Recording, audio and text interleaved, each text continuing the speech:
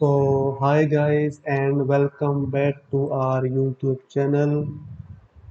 तो चलिए शुरू करते हैं आज का वीडियो। तो आज के इस वीडियो में हम बात करने वाले हैं ओवरऑल मार्केट एनालिसिस की कि आने वाले वीक में मार्केट कैसा परफॉर्म कर सकता है एंड उस हिसाब से हम कैसे अपने ट्रेड्स प्लान कर सकते हैं। एंड उसके बाद में आपके साथ मैं 3 स्टॉक्स शेयर करूंगा जो मुझे आने वाले टाइम में अच्छे लग रहे हैं। तो डिस्क्लेमर, ये वीडियो एंड एनालिसिस सिर्फ एजुकेशनल पर्पस के लिए है। तो चलिए शुरू करते हैं। सबसे पहले निफ्टी 50 का मंथली टाइम फ्रेम का चार्ट देख लेते हैं। तो जैसा कि आप यहाँ देख सकते हो कि मार्च की कैंडल बहुत ही बड़ी कैंडल थी, जिसको हम बेरिश एंगल्फिंग कैंडल बोल सकते हैं या फिर बेरिश मारुबोजू कैंडल बोल सकते हैं।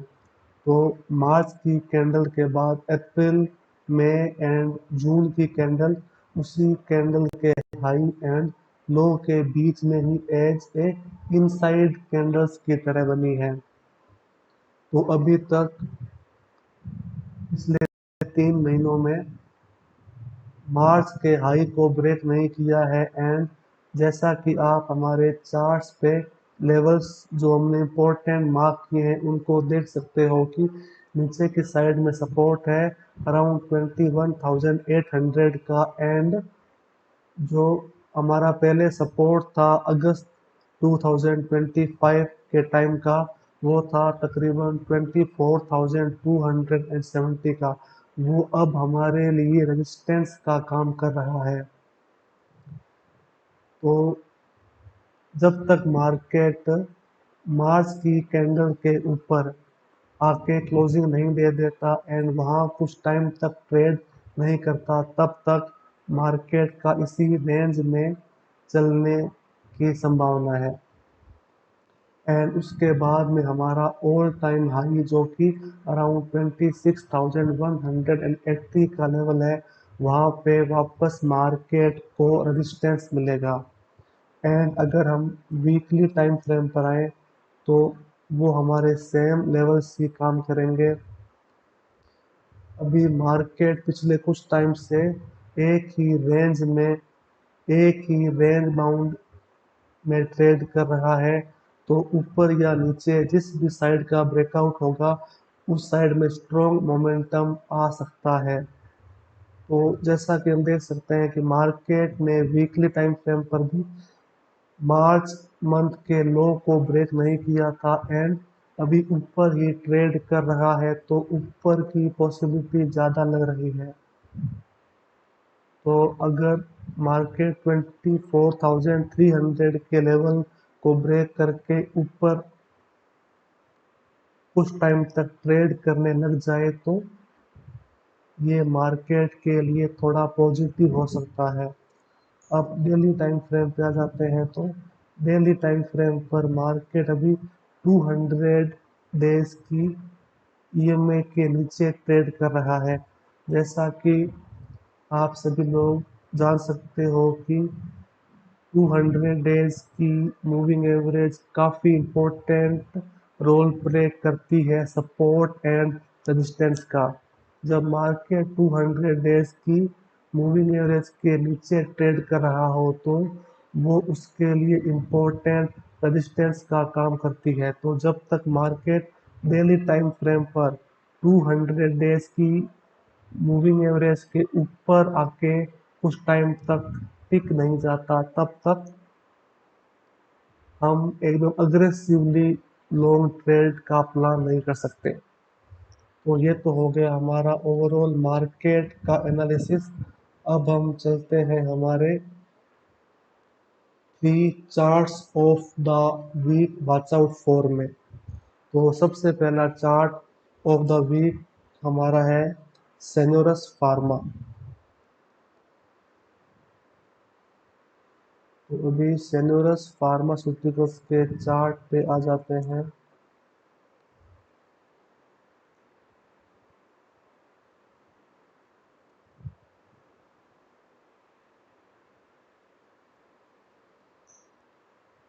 सबसे पहले हम सेन्योरस फार्मा के वीकली चार्ट पे आ जाते हैं। तो इस चार्ट ने अभी रिसेंटली जनवरी 26 में अपना हाई ब्रेक किया था, जो कि अराउंड 870 के आसपास का था। एंड उस हाई को ब्रेक करने के बाद में उसने काफ़ी अच्छी रैली दिखाई थी 1300 के आसपास की। अभी वापस उसने 2 वीक कंसोलिडेट करके काफ़ी स्ट्रॉन्ग वीकली कैंडल के साथ क्लोज किया है। इससे हम बुलिश मारूबोजू कैंडल बोल सकते हैं, जो कि काफ़ी बुलिश कैंडल मानी जाती है। तो इस स्ट्रॉन्ग मोमेंटम के बाद मार्केट ने 2 वीक तक थोड़ा सा कंसोलिडेट किया एंड अभी स्ट्रॉन्ग बुलिश कैंडल के साथ में वीकली ब्रेकआउट दिया है। तो हम अभी जब तक वापस ये स्टॉक इस सपोर्ट के नीचे नहीं आ जाता तब तक ये बुलिश हो सकता है। एंड अगर हम डेली टाइम फ्रेम पाए तो आप क्लियरली देख सकते हो कि ये स्टॉक कंटिन्यूसली 200 डेज की मूविंग एवरेज के ऊपर ही ट्रेड कर रहा है। एंड इसने अभी तक 200 डेज की मूविंग एवरेज को ब्रेक नहीं किया है। एंड यहाँ पे काफ़ी टाइम तक कंसोलिडेट होने के बाद में अभी इसने ब्रेकआउट दिया है। तो इस स्विंग लो के नीचे रिस्क हो सकता है, लेकिन जब तक ये स्विंग लो के ऊपर ट्रेड करता है तब तक ये काफ़ी स्ट्रॉन्ग मोमेंटम दिखा सकता है। तो हमारा दूसरा शेयर भी फार्मा सेक्टर का ही है, वो मैं आपके सामने दिखा देता हूँ। दूसरा शेयर है पॉली मेडिक्योर लिमिटेड। ये उतना स्ट्रॉन्ग तो नहीं है, लेकिन ये अपनी करेक्शन पूरी करके रिवर्सल ब्रेकआउट करने को तैयार है। तो इस स्टॉक ने 2021 से लेके 2022-23 तक काफ़ी लंबे टाइम तक कंसोलिडेट किया था एंड फिर उसने अपना हाई ब्रेक किया था। मैं आपके सामने चार्ट्स पे लेवल्स मार्क कर देता हूँ। ये लेवल्स थे इसके प्रीवियस के। जैसा कि आप देख सकते हो कि इसका प्रीवियस हाई था अराउंड मई 2021, जो इसने ब्रेक किया था अराउंड अगस्त 2023, 2 साल बाद। एंड फिर ये स्टॉक लगभग 1200 रुपये से 2700 के ऊपर 3000 तक भी गया था। एंड उसके बाद में इसने करेक्शन स्टार्ट की एंड इसने वापस आके अपने उसी लेवल्स के पास सपोर्ट लिया, जो कि इसका पहले रेजिस्टेंस था। एंड रेजिस्टेंस उसका बाद में सपोर्ट की तरह वर्क किया एंड इसने 1200 पे सपोर्ट लेके अभी ये higher high and lower low का पैटर्न बनाता हुआ यहाँ पर ब्रेकआउट करने को तैयार है।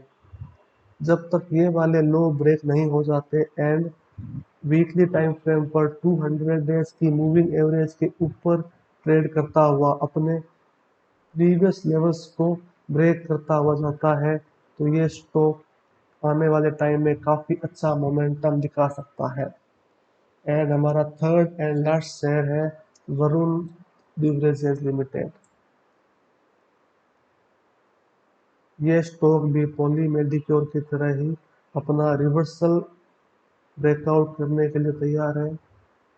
इसमें भी काफ़ी टाइम से करेक्शन चल रही थी एंड अभी ये वापस अपने क्रूशियल लेवल्स के ऊपर आके, जैसे यहाँ पर ये शेयर कंटिन्यूसली अपने हाइस को ब्रेक नहीं कर रहा था, लेकिन लो को इसने यहाँ ब्रेक किया था, लेकिन अभी इसने अपने प्रीवियस हाई को ब्रेक कर दिया है एंड अभी ये higher high and lower low का पैटर्न बनाता हुआ ऊपर की ओर जा रहा है। अगर अभी ये कुछ टाइम में वीकली टाइम फ्रेम पर इस लेवल्स के ऊपर आ जाए एंड वापस इन लेवल्स को ब्रेक ना करे तो ये भी आने वाले टाइम में काफ़ी अच्छा मोमेंटम दिखा सकता है एंड अपने ऑल टाइम हाई जो कि 690 के पास के लेवल से वहां तक जा सकता है। एंड अगर बाद में इन लेवल्स के आसपास आके ब्रेकआउट दिखाए तो और भी अच्छा मोमेंटम इनमें इसमें बन सकता है, लेकिन इसका डिस्कशन हम बाद में करेंगे। तो आज के वीडियो में इतना ही रखते हैं। हमने निफ्टी का ओवरऑल मार्केट एनालिसिस की बात कर ली and 3 chart of the week भी आपके साथ डिस्कस कर लिए। ये डिस्कशन सारा एजुकेशनल पर्पस के लिए था, इसमें कोई भी बाइंग या सेलिंग की रिकमेंडेशन नहीं है, ये सिर्फ और सिर्फ एजुकेशनल पर्पस के लिए था। बाय।